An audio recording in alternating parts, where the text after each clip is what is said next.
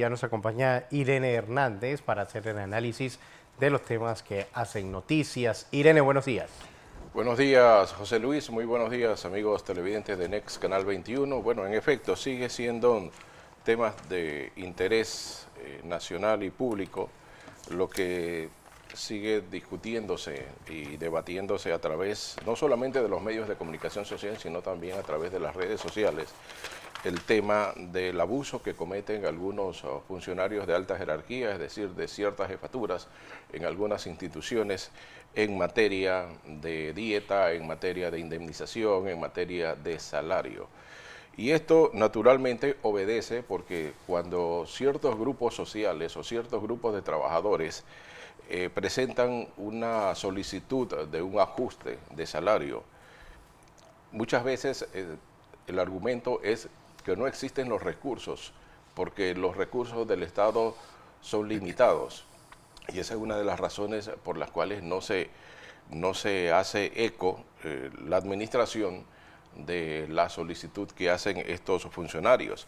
Sin embargo, como ahora destacan el hecho de que una indemnización del gerente general de ETESA por más de $249,000 deja mucho entrever. Y digo esto porque uno de los titulares que se alega en la mañana de hoy a través de los medios impresos es que precisamente el sindicato de trabajadores de esta institución había solicitado ciertos ajustes de salario, y el argumento que decía la gerencia en su instante era que no habían los recursos para ese aumento.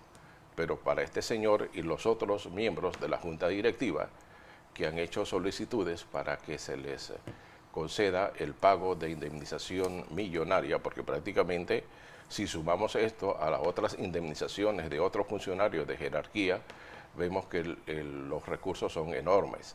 Entonces es la pregunta que surge en la ciudadanía panameña.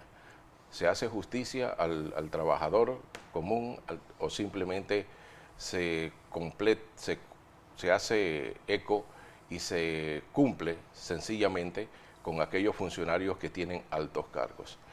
Estas son las cosas en las que hay que poner orden en el país. Créame, hay que poner orden. El dinero del Estado panameño no le pertenece a ningún funcionario en específico, de ningún ministro de Estado, de ningún director, de ninguna institución pública.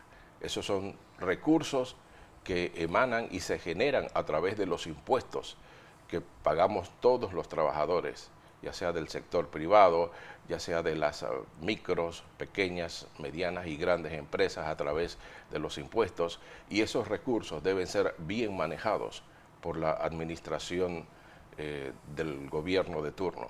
Y yo realmente, así como hay miles de panameños que estamos esperando que en el próximo quinquenio esos manejos de los fondos o los recursos del Estado se hagan correctamente y en apego a la ley, y que se utilicen y se distribuyen equitativamente para resolver los distintos problemas de carácter social que hay en la República de Panamá. Vemos hoy día que todavía se repite el hecho del desabastecimiento de agua potable. Ya en la mañana de hoy no solamente estamos hablando de la ciudad de Chitré, José Luis, sí, o de Los Santos, en Guararé o en cualquiera de estas comunidades. Ya estamos hablando de Agua Dulce, ya estamos hablando de la ciudad de David, ya estamos hablando de muchas otras ciudades de otras provincias. Es a nivel nacional este problema. A nivel nacional. Entonces esto es gravísimo. Y si esto, estaba también escuchando al director del IDAN dando una explicación del por qué, por ejemplo, se está tratando de desinfectar algunas de estas plantas potabilizadoras. O sea, se va a desinfectar en estos momentos, ahora que llegó la época de la lluvia. ¿Por qué no se hizo en su momento? ¿Por qué no se toman los correctivos en su momento? Va a venir el próximo año, el 2025, de enero, febrero, marzo y abril, que son meses secos, donde no hay lluvia. Entonces nos van a decir que lo que pasa es que hubo racionamiento del vital líquido simplemente porque los lagos y los ríos que abastecen las plantas potabilizadoras están presentando un bajo nivel. Entonces, ¿por qué desde hace años no se construye, como se ha dicho en otras ocasiones, los benditos reservorios esos reservorios que deberían ser utilizados casualmente para enfrentar y mitigar este tipo de crisis que se dan en su momento, ya sea en la época seca o en la época lluviosa. Pero no puede ser que un director siempre trate de buscar excusas, mientras que la población panameña es la que sufre. Mira un caso que vi esta mañana, José Luis, que me llamó la atención, aunque parece sencillo y quizás si lo hacemos en términos comparativos, a veces injusto. Estaba viendo una reparación que se está dando en frente casi del edificio de la administración del canal, Balboa. en Balboa. Vi la cantidad de maquinaria, vi la cantidad de trabajadores que se han destinado a darle una rápida reparación a ese sector. Sí, ok, naturalmente. ¿Por qué? Porque es un sector muy importante, porque es el canal de Panamá, es la administración del canal, etcétera, etcétera. Sí, eso es cierto, compartimos eso. Pero los que viven por allá por Burunga, los que viven por allá por Cabullita, los que viven en Tocumen, los que viven en la 24 de diciembre, también somos panameños y somos importantes para este país. Entonces, así como atacan directamente una situación de una crisis, una tubería de esta naturaleza, pues así mismo deben reaccionar en las otras comunidades. No ser un poco elitista, de que porque es en la ciudad capital vamos a tratar de resolverlo rápidamente. Y el resto de la población que tiene que aguantarse por semanas y meses para que entonces le den una respuesta. Estas son las cosas que uno tiene que ir solventando poco a poco. Y quizás es una forma también de darle información a las nuevas autoridades que van a asumir el próximo 1 de julio. Señores, los panameños somos todos, independientemente en el sector donde vivimos. Debemos y tenemos y merecemos el mismo trato que se le dan a otros sectores de la ciudad de Panamá. Y ojalá en verdad que ese asunto relacionado con el abastecimiento de agua sea un tema que llegue a ser tratado como un tema de Estado y no que se siga colocando parche tras parche en cada uno de los problemas que se presentan en el país, porque esto no es un asunto única y exclusivamente de estar construyendo plantas potabilizadoras, porque si esas plantas potabilizadoras no se les da el mantenimiento, no se les compran los equipos de repuestos en su momento, porque aquí cuando hay una crisis, dice el director del IDAN, no, lo que pasa es que se dañó una turbina y esa turbina hay que mandarla a buscar a los Estados Unidos o a Rusia o donde sea. Entonces, mientras tanto que la población permanece con el desabastecimiento de agua potable, mientras que se busca esa turbina, ¿por qué no se toman las cosas de manera proactiva? ¿Por qué tenemos que reaccionar siempre a la crisis? Y bueno, esperemos que todas estas sean lecciones para las próximas autoridades que van a asumir el 1 de julio, José Luis. Sí, porque eso es un tema importante, Irene, porque al diario lo vemos, cierre de calles por falta de agua, no le dan respuesta, y ya no son por horas, sino son por días, y esto es un golpe también al bolsillo, porque hay que estar comprando agua para cocinar, tanto para tomar, y ya las personas no saben qué hacer. Exactamente.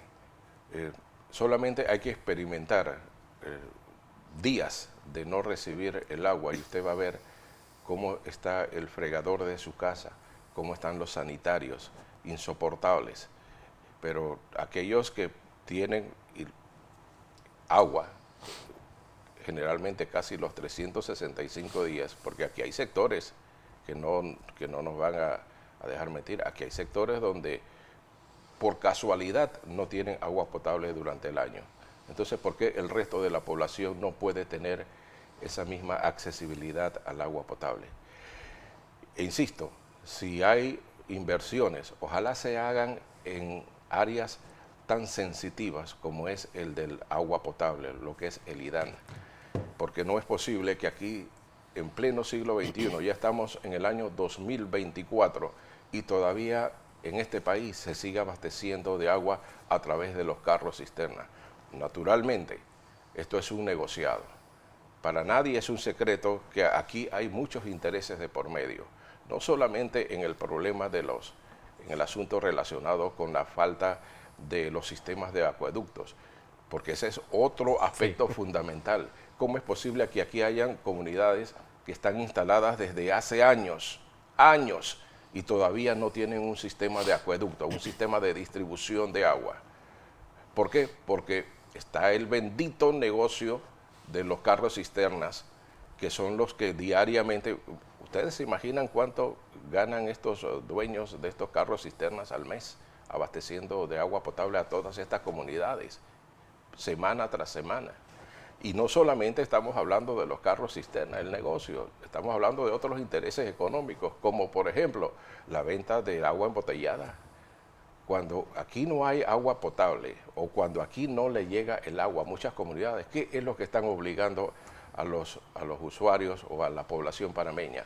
A gastar lo poco que tiene para poder comprar los garrafones esos enormes para que puedan suministrarse en la cocina, o simplemente, pues, como quien dice, atenerse a las consecuencias. Y estas son las cosas que hay que ir, reitero una vez más, hay que ir viendo cómo se va resolviendo. Ya es hora de que estos negociados que se están dando en muchos aspectos, no solamente en el agua potable, estamos hablando de negociados que hay en el aspecto de la medicina.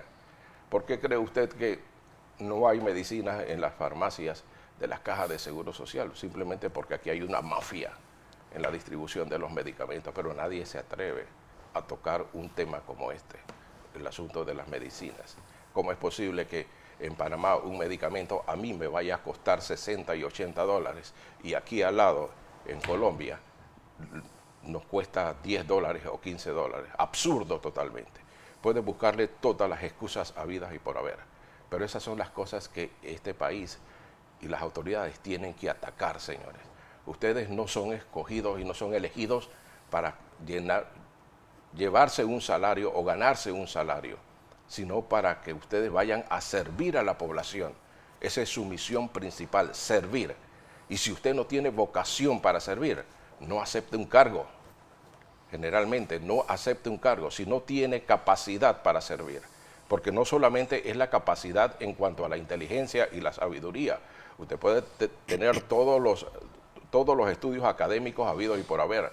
Puede tener licenciaturas, maestría, posgrado, doctorado. Pero si usted no tiene esa vocación de servir al Estado panameño, a la gente y sobre todo a esos grupos que son más vulnerables, de nada le sirven esos estudios académicos.